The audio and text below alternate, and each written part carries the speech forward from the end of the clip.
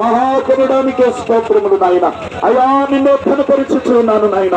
అయా మా కొరకై నాయన కలువరి శిలువలో రక్తమును కార్చి నాయన మా పాపములను క్షమించి మా కొరకు మరణించి సమాధి చేయబడి నాయన అయా మూడవ దినమున మృత్యుంచేయడమై అయా తిరిగి లేచిన ఓ పునరుత్థానుడా నీకు నిత్యము స్తోత్రములు చెల్లిస్తున్నా. మా కొరకై మరలా తిరిగి రావడం మీకు స్తోత్రములు చెల్లిస్తున్నా.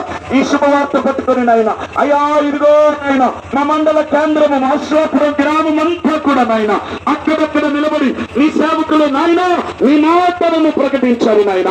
అయా ఇదిగో వారి నోట నుండి వెలువడిన మాట అయా అనేక జీవితాలలో వెలుగులు ప్రకాశింపచేయునుగాక. అయా అనేక జీవితాల మార్పు కలగచేయునుగాక.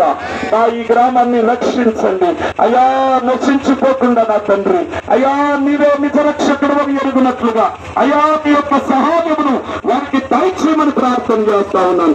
నీ కృపా కటాక్షమును అనుగ్రహించండి అయా. సహకరించిన సేవకులందరినీ బట్టి నీకు స్తోత్రములు నాయన.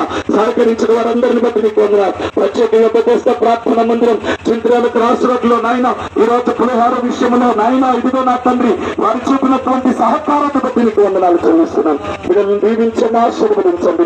సేవకులను వారి పరిచర్యలను వారి సంఘములను ఏ ఏ గ్రామాలలో వారి పరిచర్య కలిగి ఉన్నారో ఆయా పట్టణాల్లో ఆయా గ్రామాలలో బలమైన సేవకులుగా నిలబెట్టుకుని ఈ రాష్ట్ర వ్యాప్తిలో బలమైన పాత్రలుగా వాడుకొని మహిమ ఘనత ప్రభావాన్ని మీరు పొందుకోమని నజరేయుడైన యేసుక్రీస్తు నామం పేరిట అడిగి